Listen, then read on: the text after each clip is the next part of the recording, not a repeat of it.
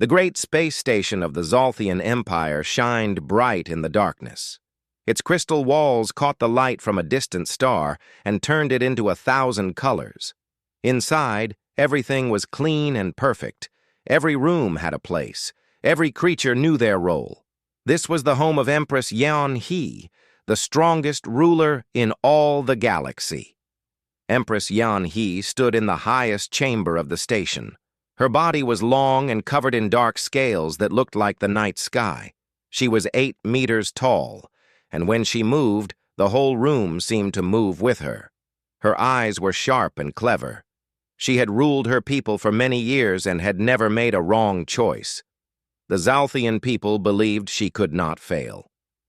Today was an important day. For the first time in history, humans were coming to visit the Zalthian Empire. These humans came from Earth, a small planet far away. They were weak compared to the Zalthians. They lived short lives. Their bodies were soft and fragile. But they were clever and brave, and the Empress had decided that perhaps peace between their two worlds would be good for everyone. The Empress prepared herself carefully. She wore the traditional colors of her rank. Attendants fixed every scale on her body until she looked perfect. When she was ready, she moved to her throne. It was not just a chair.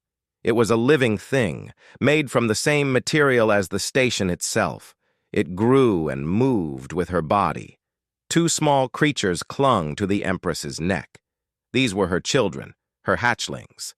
They were albino, which meant their scales were white instead of dark like their mothers.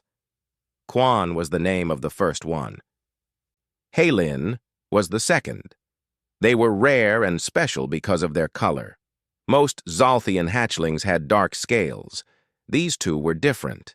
Some of the Empress's advisors whispered about the albino color. They said it meant the hatchlings were weak. They said it meant something was wrong with them. But the Empress loved her children very much. She protected them and made sure everyone treated them with respect. Still, she sometimes wondered if the advisors were right. The hatchlings were small, only about 1 meter long each. Their skin was pure white, like fresh snow. Their eyes were violet, a color that seemed to glow in the light. They made soft sounds that were like music. These sounds were how young Zalthians talked to each other and to their parents. The hatchlings made these sounds to their mother many times each day. A signal came through the communication system. The human ship was arriving. The Empress took a deep breath. She had prepared for this moment for many months. Everything had to be perfect. Everything had to show that the Zalthians were the greatest and strongest people in the universe. The great doors of the landing bay opened. A ship came through slowly. It was small compared to the Zalthian vessels, and it looked different. It was made of metal that shined silver. The ship came to rest in the middle of the landing area. People in white suits came out of the ship. There were 5 humans in total. They looked small and strange to the Zalthians. Their bodies were round. They had only 2 eyes, and those eyes looked forward instead of to the sides. They had no scales, just soft pink skin. They wore suits to help them breathe the right air and stay at the right temperature. The leader of the humans was Captain Teo. He was tall for a human, and he walked with confidence. His face was serious and ready for anything. Behind him came 4 other humans. They were his team. They carried small bags with gifts and tools for studying the station. But there was one more human in the group. She was much smaller than the others. She was a child. Her name was Minji, and she was 7 years old. She was Taio's daughter. She held her father's hand as they walked into the great chamber. Her eyes were wide and filled with wonder. She had never seen anything like the Zalthian station before. Everything was so big and so bright. The Empress watched from her throne as they approached.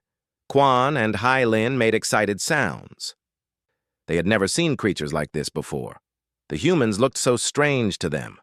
The hatchlings tried to move toward the visitors, but the Empress held them still. There would be time for that later. Captain Teo bowed respectfully. His team bowed with him. This was the human way of showing respect.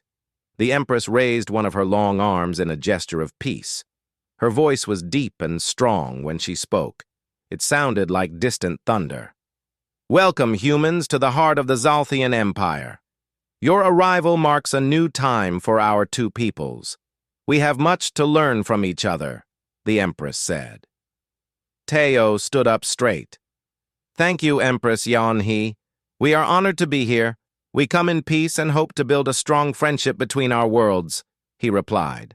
His voice was steady, even though he was standing in front of a creature that could crush him with one hand. The child, Minji, looked around the chamber with wide eyes. She saw the crystal walls that made everything beautiful. She saw the strange lights that came from the walls themselves.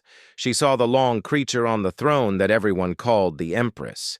And then she saw the two small white creatures with the purple eyes. Minji's face changed. Her eyes grew even wider. She did not look scared. She looked interested. She looked like she had seen something wonderful. The Empress noticed that the small human child was staring at her hatchlings. Quan and Hylin were also staring at the child. For a moment, nothing moved.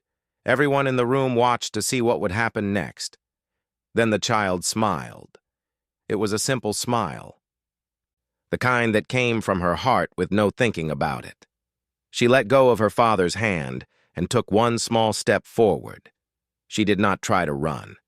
She did not try to touch anything. She just walked slowly forward and smiled at the two white creatures. Quan and Hylin made sounds. They were excited sounds, different from any sounds they had made before. The Empress felt them move against her neck, trying to get closer to the child. She tried to hold them still, but they were strong with excitement. Captain Teo put his hand on his daughter's shoulder. "Minji, stay close," he said. He was worried. He did not know what the creatures might do. But the Empress did something surprising. She lowered her massive body slightly. It was a gesture that said, "It is okay. Let them meet." All the Zalthians in the room gasped. The Empress never let strangers come close to her hatchlings. This was the first time she had ever allowed such a thing. Minji took another step forward. Her small hand opened slowly. In the Zalthian culture, opening your hand meant you had no weapons and meant no harm. But in the human culture, it meant something similar. It meant you wanted to be friendly. Quan was the first to move. He released his grip on the Empress's neck and began to slide down her arm. Hylin followed. The two white creatures moved toward the small human child with slow, careful movements. Their eyes did not leave her face. The child stood perfectly still. She did not run away. She did not cry out. She just stood there with her hand open and her smile warm. Quan reached the child first. His small clawed hand touched her suit. The material was strange to him. He had never felt anything like it before. His head tilted to one side in that way that young Zalthians did when they were thinking hard about something. Hylin came close and made a soft sound. It was a gentle sound, like music. Then something amazing happened. Minji began to sing. The song was simple and old. It was a lullaby that her mother had taught her. The words were in Korean, and they spoke of love and safety and home. The sound filled the great chamber. The hatchlings stopped moving. They listened, and then they began to make their own sounds. The sounds mixed with the child's singing. It was beautiful. It was unlike anything anyone in the room had ever heard before. Human and Zalthian voices came together in a way that seemed impossible, yet there it was, happening right before everyone's eyes.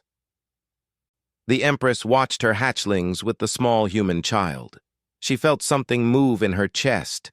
It was a feeling she did not understand. It was not fear. It was not anger. It was something else entirely, something that made her want to protect both the child and her hatchlings from anything that might harm them. The advisors in the room looked at each other. No one knew what to say. Nothing like this had ever happened before.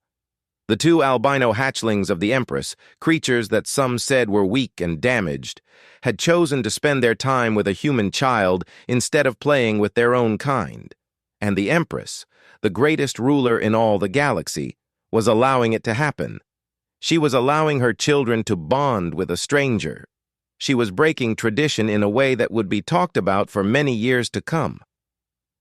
Minji continued to sing, and Quan and Hai Lin continued to make their beautiful sounds. The small human child and the two white Zalthian creatures had found something together in that moment. They had found a connection that went beyond words and culture and species. They had found friendship in its purest form. The first night on the Zalthian station was strange for Minji. Her room was not like her room back home on Earth. The walls glowed with soft light that came from inside the material itself. The bed was made of something that was not quite hard and not quite soft. It moved slightly when she lay down on it, as if it was alive. Maybe it was alive. She did not know. She could not sleep at first. Outside her window, she could see the stars. They were brighter here, farther away from any planet. She thought about the two white creatures she had met, Quan and Hai Lin. She had heard the Empress call them by these names when they moved back to their mother's side after singing with her. The next morning, Minji woke up early. Her father was still sleeping in the room next to hers. She was hungry, and she wanted to explore. A kind attendant, one of the Zalthians who worked in the station, showed her to the eating area. The food was strange. It did not look like food from Earth. But it tasted good, and it filled her stomach. As Minji ate, she noticed something. There were small creatures moving in the corners of the room. They were not like the big Zalthians. They were small, maybe the size of her hand. They had many legs and made quiet clicking sounds. The attendant told her not to worry. These small creatures helped keep the station clean. They were not dangerous. After breakfast, Minji was walking through the halls of the station. The walls were so tall that her neck hurt when she looked up at them. Everything was clean. Everything had a purpose. Everything was organized in a way that made sense. The Zalthians liked order.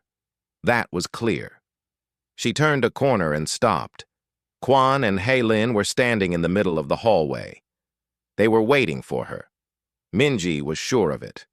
Their eyes looked right at her, and they made small sounds of greeting. "Hello?" Minji said to them. She did not know if they could understand human words, but she tried anyway. "I am Minji." Quan tilted his head in that thinking way again. Then he moved toward her. His small claws made clicking sounds on the hard floor of the station. Hai Lin followed. The two creatures circled around Minji slowly, studying her carefully. They seemed to be learning her shape, her size, her smell. They wanted to know everything about her. A large Zalthian appeared at the end of the hallway. He had scars on his face and body. His scales were darker than most, and there was an air of power about him. This was Ryan, the chief advisor to the Empress. He was responsible for protecting the Empress and her hatchlings. "The hatchlings have been searching for you since sunrise," Ryan said. His voice was deep and serious. "They will not stay in the nursery. They will not play with the other young ones. They only want to see you." Minji did not know what to say. She was just a child. How could she be so important to these creatures? But looking at Quan and Hai Lin, she could see that it was true. They were happy now that she was here. Their eyes were bright, and they made soft sounds that seemed like laughter. "Can I play with them?" Minji asked Ryan. The advisor considered this for a long moment. "Follow me," he said finally. "But you must understand that the Imperial hatchlings have never been so interested in a visitor.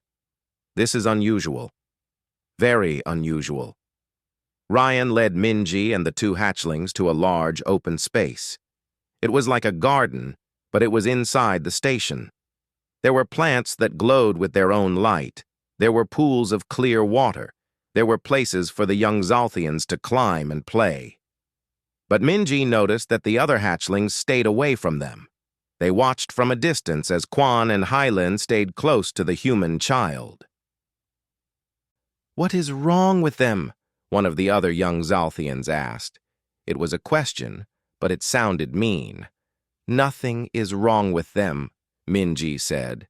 She did not know why she said it, but the words came out before she could stop them. "They are beautiful." The other hatchling looked surprised. No one had ever called the albino ones beautiful. Most Zalthians saw their light color as a mark of weakness. But Minji meant what she said. She thought they were beautiful. Quan and Hylin made happy sounds. They began to play with Minji in ways that the human child had never played before. They had games that involved moving fast and jumping high. Minji could not keep up with them, but she tried. She laughed when they made unexpected moves. They trilled with what sounded like happiness when she laughed. They played for hours. Ryan watched from the edge of the garden. His scarred face was difficult to read, but his eyes followed the three young creatures as they played together. He was seeing something that he had never expected to see. He was watching an impossible friendship grow. By the time the afternoon light was fading outside the station, Minji was tired. She sat down on the soft ground of the garden. Quan and Hylin immediately moved close to her. They lay on either side of her body, their white scales almost glowing in the dim light. Minji put her arms around them, and they made soft sounds that seemed to show peace and happiness. "This is not normal," Ryan said to himself. But he did not send the hatchlings away. Instead, he ordered that extra food and water be brought to the garden. He commanded that the area be made comfortable for the child.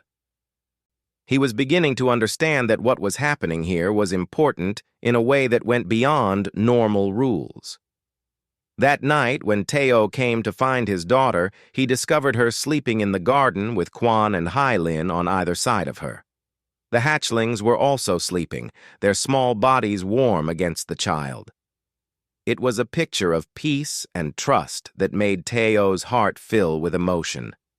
He wanted to move his daughter, to bring her back to her proper room. But Ryan stopped him. "Let them rest," the advisor said. "The hatchlings have not slept so well in many days. Your daughter has given them something they did not know they were missing." "What is that?" Teo asked. "Acceptance," Ryan replied simply. "The Empress loves her children, but she is the Empress. She has the weight of an empire on her shoulders. She loves them as a ruler loves her heirs. But your daughter loves them simply as they are. She sees no weakness in their color. She sees no flaw in their nature. She sees only creatures worth loving." Teo nodded slowly. He understood. He had seen the same thing happen with his own daughter. She had always been like this, even as a young child. She did not judge things by how they looked or what they were supposed to be. She judged things by what was in her heart. He sat down next to the sleeping child and the two hatchlings. He watched them sleep for a long time. He knew that this moment was important. He knew that something was beginning here that would change everything. In the Empress's private chamber far above, Yeon-hee stood at a window looking out at the stars. She could not sleep. She had sent attendants to the garden to watch over her hatchlings and the human child. The reports they brought back troubled her and amazed her in equal measure. Her children were with the human girl instead of with her. For the first time since they had hatched, they preferred to be with someone else. Most Zalthian mothers would have been angry about this. Most would have seen it as a betrayal. But Yeon-hee was not like most. She was thinking about what she had seen and heard. She thought about how her hatchlings had sung with the child. She thought about how they had played with such joy. She thought about the reports that said they would not leave the garden, would not stop looking for the human child if she was not there. The Empress realized that she did not understand her own children as well as she thought she did. She had been so focused on preparing them to rule, on teaching them the ways of power and control, that she had forgotten something important. She had forgotten how to simply be with them. She had forgotten how to show them love without expecting something in return. "What has this human child awakened in them?" the Empress whispered to the stars. And more importantly, she thought, but did not say, "What has she awakened in me?" 3 weeks had passed since the humans arrived at the Zolthian station. The original plan was for them to stay for only 14 days. But things had changed. Captain Teo had received a message from the Empress. She wanted the humans to stay longer. She wanted to understand them better. She wanted Minji to continue helping her hatchlings. No one said no to the Empress. Now, Minji was as much a part of the station as any of its inhabitants. She had her own schedule. She had her own duties.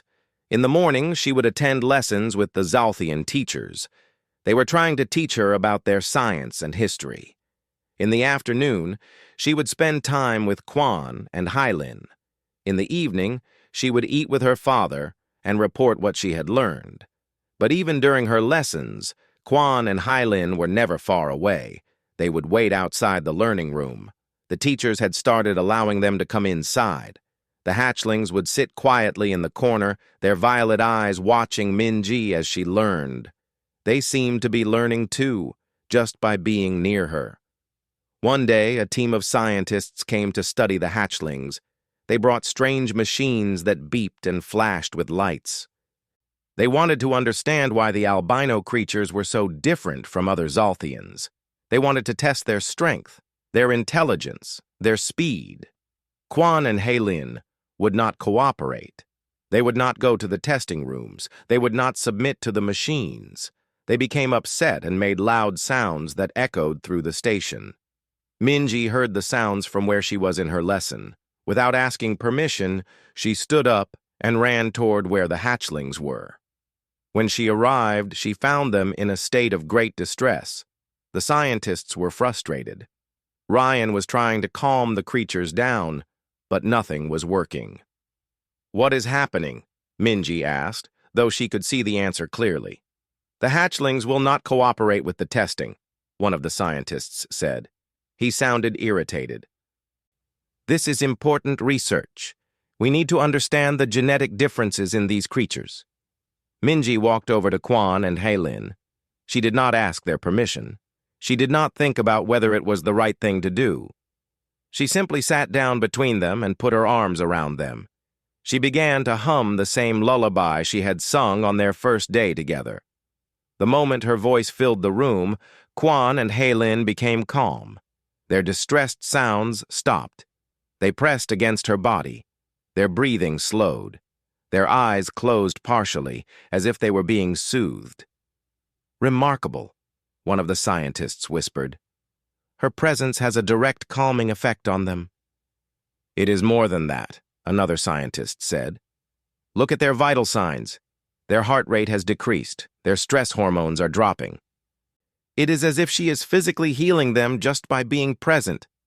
Ryan looked at the scientists with his scarred face serious. "The hatchlings do not trust your machines," he said. "But they trust Minji. If you want to study them, you will need to include her in your work." The scientists did not like this change in their plans. But they had no choice. Orders from the Empress were absolute. If the Empress had said the humans could stay, then they would stay. If that meant including a human child in their research, then so be it. From that day forward, every time the scientists wanted to test Quan and Hylin, Minji had to be there. And something remarkable began to happen. With Minji present, the hatchlings performed beyond all expectations. Their intelligence scores were higher than normal Zolthians. Their speed was faster. Their strength was equal to any of their darker-scaled siblings. The scientists began to realize that what many of the Zolthian nobility had believed was wrong. The albino coloring was not a sign of weakness. It was not a genetic defect. If anything, Quan and Hylin were superior in certain ways to the normal Zolthians. One scientist, a female named Haiwan, became particularly interested in the connection between Minji and the hatchlings. She spent many hours observing them together. She took notes and recorded data. But she also began to understand that some things could not be measured with machines. Some things could only be understood by watching and listening and being present. "I think the hatchlings have bonded with her," HFY told Ryan one day. "This is not a temporary attachment. This is a deep connection. It is stronger than the bond most hatchlings have with their own mother." "Do you think this is a problem?" Ryan asked. "No," HFY said. "I think it is a solution. I think it is showing us something important about who these hatchlings are meant to be." The Empress heard about the research results. She summoned the lead scientists to her chamber. She wanted to hear everything they had discovered. She wanted to understand what was happening to her children. HFY stepped forward to explain. "Empress, your hatchlings are not weak. They are strong in different ways than normal Zolthians. They have cognitive abilities that exceed the normal range. They have emotional intelligence that is remarkable for creatures so young. And they have a capacity for bonding with other beings that appears to be unique." "Unique?" the Empress asked. "Yes, Empress. In all of our records, we have never seen a Zolthian form such a deep attachment to another species. The human child has opened something in them. She has activated something that perhaps was always there, waiting to be found." The Empress listened to all of this with great attention. She thought about her hatchlings. She thought about how they had changed since Minji arrived. They were happier. They were more confident. They were not hiding their albino coloring anymore. They were proud of what they were. She had worried that the light color was a weakness. She had worried that her children would be mocked or rejected by their people. But instead, she was beginning to see that maybe she had been wrong. Maybe the color was not a problem. Maybe the only problem was that no one had seen them the way Minji saw them. One evening, the Empress decided to do something she had never done before. She left her throne. She left her advisors and attendants. She went to find Minji and her hatchlings herself. She found them in the bioluminescent garden. Minji was sitting in the middle, with Quan on one side and Hailin on the other. They were not playing or doing anything special. They were simply sitting together, comfortable in each other's presence. The child was reading a book. The hatchlings were resting their heads on her shoulders. The Empress watched from the edge of the garden. Her massive form made no sound as she moved. She could kill any creature in this empire with her bare hands. She was the most powerful being in the entire galaxy, but at this moment, she felt small. She felt like she was missing something important. Quan noticed his mother first. He made a sound of greeting, but he did not move away from Minji. Hailin also remained where she was. They had seen their mother many times since the human child arrived, but they had always left her presence and run to greet the Empress with respect and formality. This time was different. This time, they stayed with Minji. They acknowledged their mother, but they did not leave the child's side. The Empress felt something shift in her chest. It was not pain. It was not anger. It was the feeling of understanding something you had not understood before. It was the feeling of seeing clearly for the first time.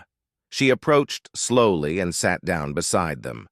For the first time, she did not sit in a position of authority. She did not sit higher or in front. She sat beside them at the same level, as one part of a small group, rather than the center of everything. "May I join you?" the Empress asked. Not commanded. Asked. Minji looked up from her book. She saw the Empress, and her eyes grew wide, but she did not look scared. She nodded and moved over slightly, making room.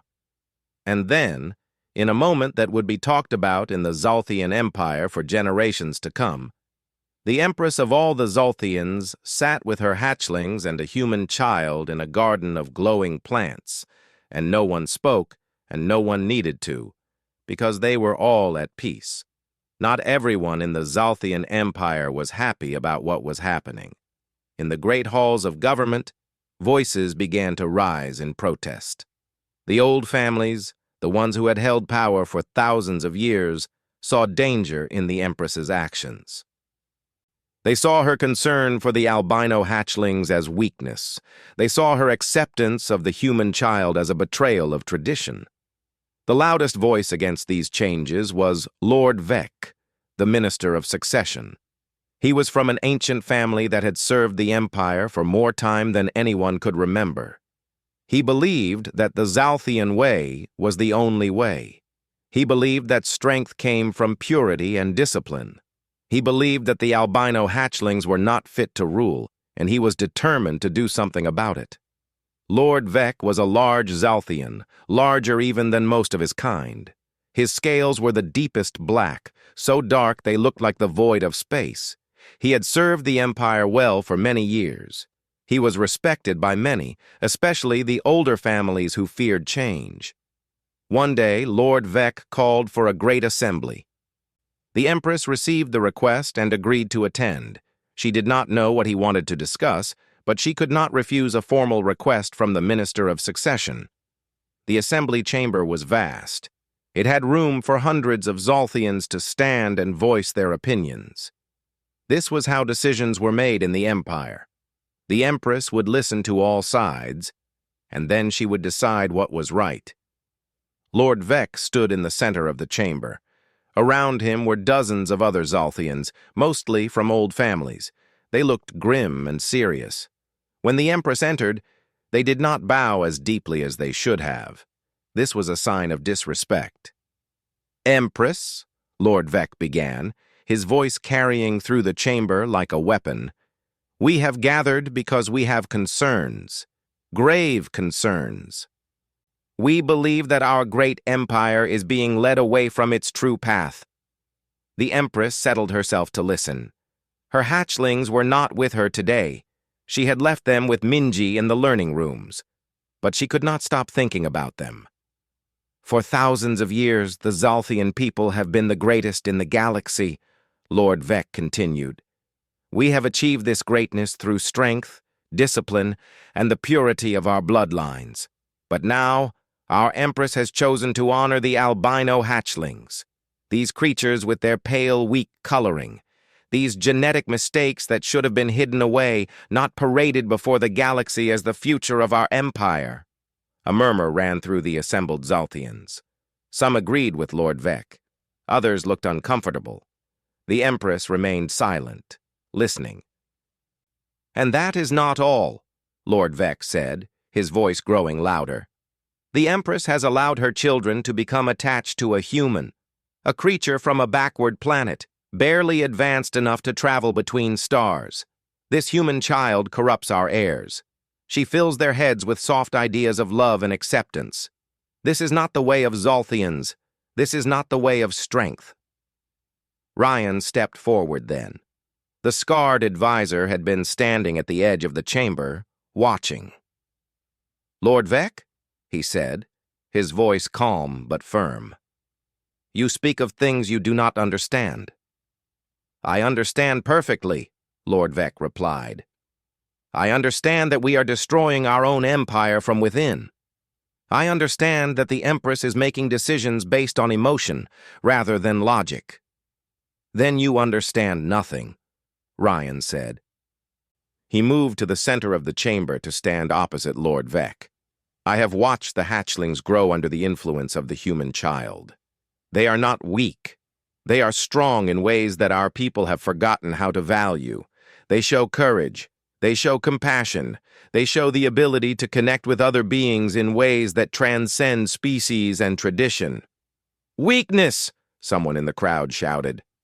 "Strength," Ryan replied, turning to face the voice. "The strongest things in the universe are not the ones that crush everything around them. The strongest things are the ones that can bend without breaking, the ones that can change without losing their core, the ones that can accept difference and still remain true to themselves." The assembly became loud. Zalthians were shouting at each other, some supporting Lord Vec, others supporting Ryan. The chamber was chaos. The Empress stood up. Everyone became quiet immediately. Her size, her presence, her power made them obey without words being spoken. I have heard Lord Vec's concerns, she said. Her voice was steady and clear. I have heard his fears, and I understand where they come from. For thousands of years, we have defined ourselves through strength and tradition. We have succeeded because of our discipline and our focus. She paused, looking at Lord Vec directly. But I was wrong to see my hatchlings' coloring as a weakness. I was wrong to share in the shame that others felt toward them. I now understand that our definition of strength has been too narrow. We have been measuring ourselves against the wrong standard. Lord Vec started to speak, but the Empress raised her hand. Listen, she commanded. My hatchlings have shown me something remarkable. They have shown me that they can be both Zalthian and something new. They can honor our traditions while creating new paths. They can be strong without being cruel. They can be powerful without crushing others beneath their feet. She looked around the chamber, making sure every Zalthian heard her words. The human child has taught my children, and through them has taught me that the greatest strength comes not from what we are born as, but from what we choose to become, from how we treat others, from the connections we make, from the courage it takes to be different and to accept differences in others. Lord Vec's scales darkened with anger. You are making a terrible mistake, Empress. Perhaps, the Empress replied. But it is my mistake to make. I am the Empress, and I have made my decision. My hatchlings will inherit the throne. They will inherit it as they are, not as anyone else wishes them to be, but as they are. And if any of you cannot accept this, then you are no longer welcome in my service. It was a direct challenge. Lord Vec understood that he had been defeated, but he did not accept it with grace. He did not bow. He did not acknowledge the Empress's authority. Instead, he turned and walked out of the chamber, followed by several others who agreed with him. When they were gone, Ryan approached the Empress. That was a brave decision, Empress, he said. Was it brave or was it just right? The Empress asked. I do not know anymore. All I know is that I cannot go back to the way things were before. I cannot look at my children and see weakness anymore. I cannot look at that human child and see a corrupting influence. I see only truth. Word of the assembly spread quickly through the empire. Some Zalthians were upset about the Empress's decision, but many others began to think about what had been said. They began to wonder if maybe, just maybe, there was truth in the Empress's words. They began to look at Quan and Hylene with new eyes, not as creatures to be ashamed of, but as creatures of value and potential. That night, when Minji was sleeping and Quan and Hylin were resting beside her, the Empress sat alone in her chamber. She thought about everything that had happened. She thought about the old ways and the new ways. She thought about courage and tradition and love. And she realized that she had made a choice that could never be undone. She had chosen to stand with her children, with her hatchlings, against an empire that had defined itself through fear and separation for thousands of years. She hoped, as she looked out at the stars, that she had chosen correctly. 6 months had passed. The time had come for the humans to return home. Captain Teo had received messages from Earth. The governments wanted a report. They wanted to know what had happened during the extended mission. They wanted their representative back, and they wanted to know if the alliance with the Zalthians would continue. The Empress called for Minji and her father. She met them in her private chamber, not in the throne room. This was significant. It meant she was speaking to them not as the ruler of an empire, but as a person. You must return to your world, the Empress said simply. I know this is what must happen, but I had to say it myself. I had to hear it from you. Minji's eyes filled with tears. She was 9 years old now, and so much had changed in her life in these 6 months. She had learned about science and history and culture. But more than that, she had learned about love and connection and friendship. She had found family in creatures that her own people knew nothing about. Can Quan and Hylin come with me? Minji asked. Her voice was small and hopeful. The Empress looked at her hatchlings. They had grown in the time since Minji arrived. They were no longer small creatures that could fit in the palm of a human hand. They were now over 2 meters tall. They were becoming young adults. But still, they were connected to the human child in a way that was deeper than their connection to anything else. "That is what we need to discuss," the Empress said. She gestured for them all to sit. It took hours of conversation. There were many people involved in the decision. There were scientists who needed to be consulted. There were advisors who wanted to understand the implications. There were people in both the Zalthian Empire and the human worlds who needed to be informed. But in the end, after all the discussions and all the considerations, a decision was made. Quan and Hailin would go to Earth. They would live with Minji and her family. They would serve as ambassadors for the Zalthian Empire. They would help build the bridge between the two species. It was unprecedented. No Zalthian had ever lived among humans before. But then again, nothing about Minji's friendship with the hatchlings was normal or expected. The day of departure came. The station was filled with an energy of change and anticipation. The human ship was being prepared for the journey home. Equipment was being loaded. Supplies were being stored. But Quan and Hailin would not leave the chamber where Minji was staying. They refused to move. They clung to the human girl with their claws, their bodies wrapped around her. They made sounds that were different from any sounds they had made before. These were sounds of fear and sadness. Minji held them close and wept. She had known this separation would come, but knowing something and experiencing it were very different things. The thought of leaving Quan and Hailin had hurt before. But now that the moment was here, the pain was almost unbearable. "We will be on the same ship," she told them, though she did not know if they understood. "We will stay together. Please do not be sad." Quan and Hailin made more sad sounds. They did not want to leave their mother. They did not want to leave the Zalthian station. But they also did not want to leave Minji.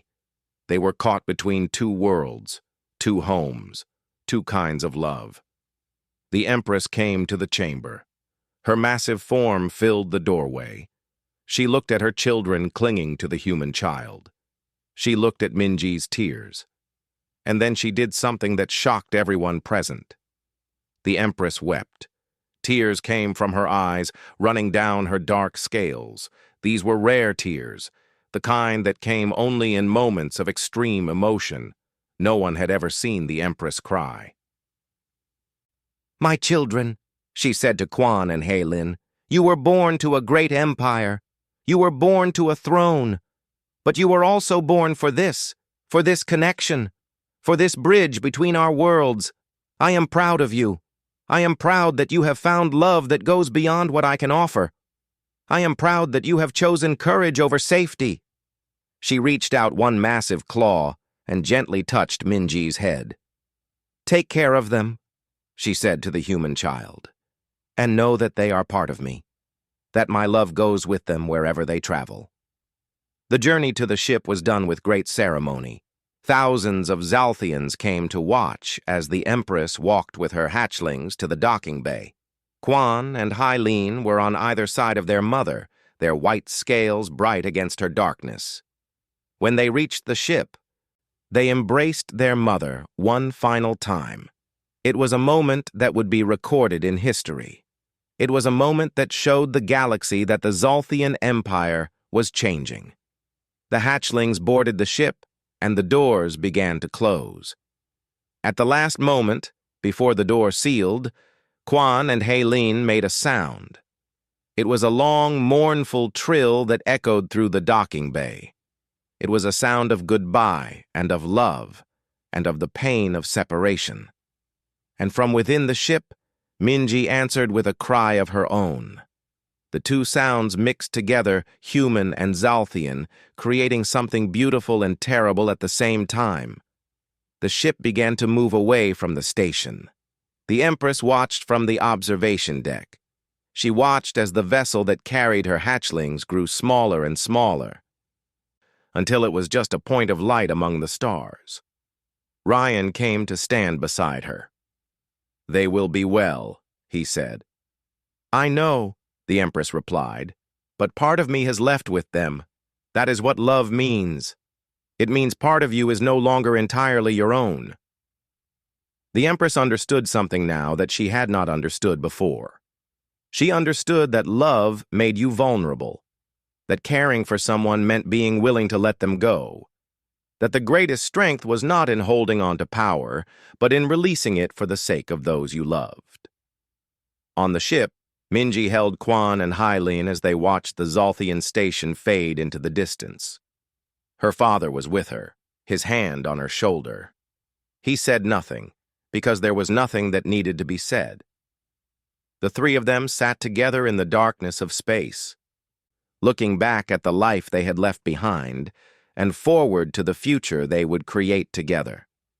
Quan and Hylin made soft sounds, sounds of grief and acceptance.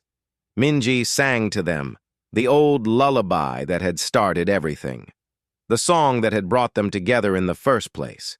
And somewhere in the vast darkness between worlds, two different species were learning what it meant to be truly human. Days passed during the journey home. The ship carried its passengers across the vast emptiness of space toward a small blue world that orbited a yellow star. Quan and Hylin did not eat much. They did not play. They remained in Minji's chamber, sleeping most of the day, their pale scales dull with sadness. But slowly, day by day, they began to adjust. Minji showed them images of Earth. She told them about oceans and forests and mountains. She described the taste of human food and the feel of wind on their skin. Gradually, the hatchlings began to grow curious about this new world they were traveling toward. "You will have a new family there," Minji told them one day. "You will have me, and you will have my parents, and you will have a whole world full of people who want to meet you and learn from you." Quan tilted his head in that thinking way that Minji loved so much.